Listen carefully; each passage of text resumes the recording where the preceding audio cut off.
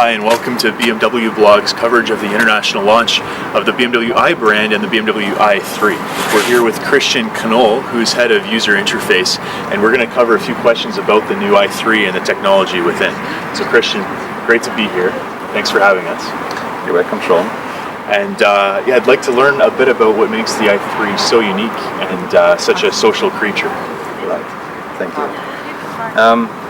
Actually, the user interface of the i3 is more than in other BMWs around the topic of the community aspect of driving together. It's not that much a driver-oriented cockpit, it is rather passenger-oriented, which means all the drive-relevant functions, controls and displays are concentrated around the steering column and minimized very much, and on the other hand a big widescreen monitor which is visible to all passengers is in the, let's say, the heart of the dashboard, which shows this new emphasis on information to all passengers rather than limited to the driver only.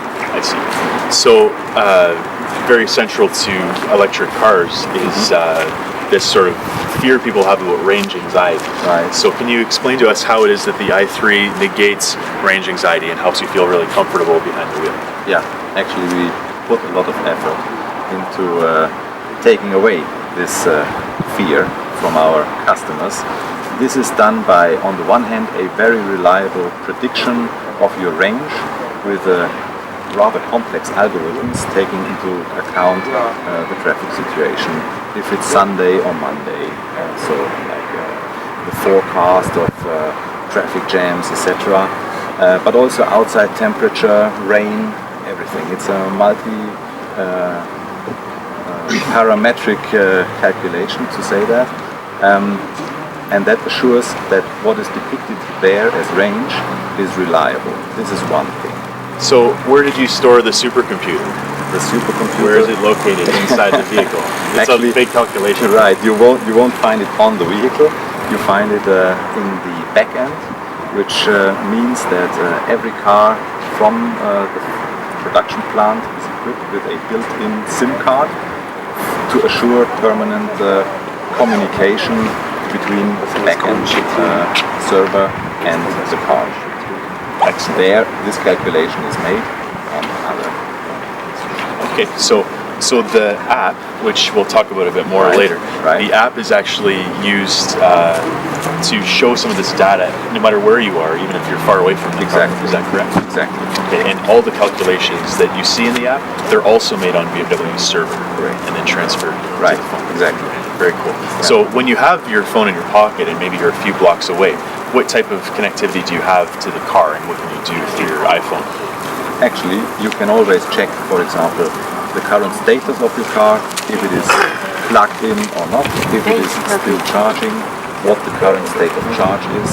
You have the possibility not only to check which departure times you have set in order to precondition the car, for example, but you have also the possibility to change these settings, because again you do the changes on the app, the data is transferred to the backend and then transmitted again towards the car.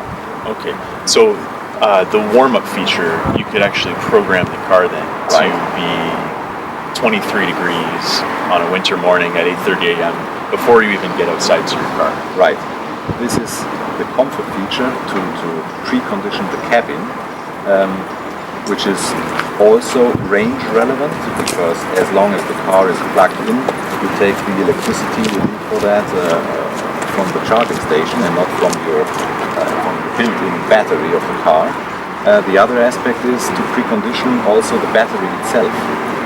For example, in a cold winter or in an extraordinarily hot summer, it is necessary to first cool the battery down a bit or to heat it up in order to assure optimal performance once you start. Excellent. Well, it's a beautiful car. Thanks for having us here in Amsterdam, and I look forward to driving it a little bit more.